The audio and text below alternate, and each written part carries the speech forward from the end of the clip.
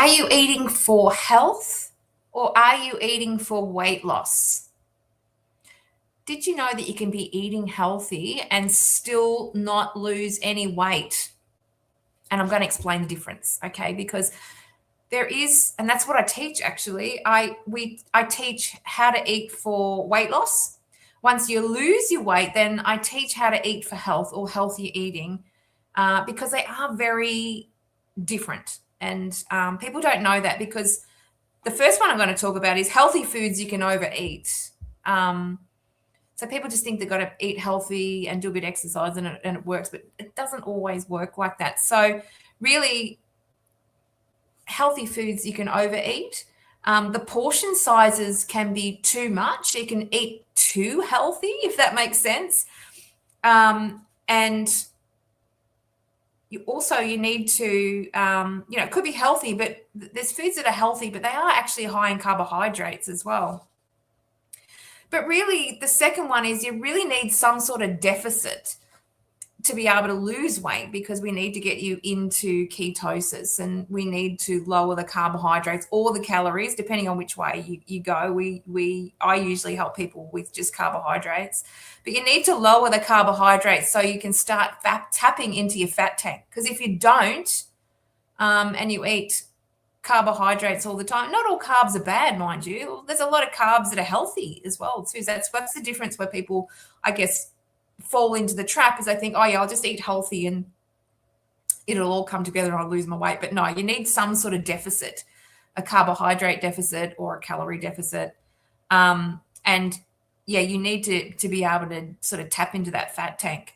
But really, in the end,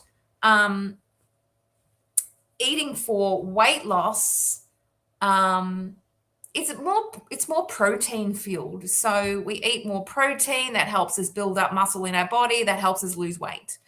The protein also is lower in carbohydrates, so then that allows that. Oh, there's my cat. Allows the body to tap into the fat sources as well, into that metabolic flexibility.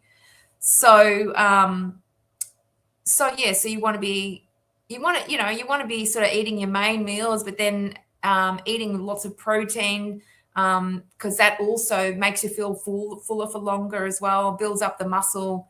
And then what I find, right, is actually once people start to get a really good handle on the metabolic flexibility, where they can go in between, have some carbs, then come back and, go into a ketosis and move back and forth in between those, so the body gets better at adapting to it. And then you can eat more for health, and still lose weight. But what actually happens is people, when they come to me, their metabolic flexibility is slow. It's like an old car that's going from a petrol tank to a gas tank, and it sort of like splutters. It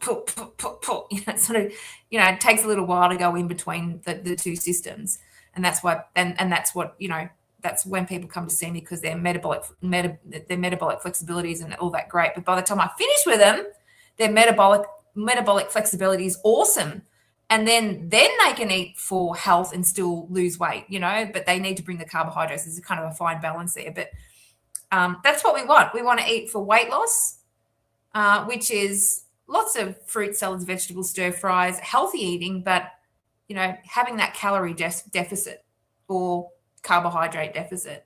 And females should be between 50 to 65 roughly, males between 60 to 75, and that'll bring in that deficit.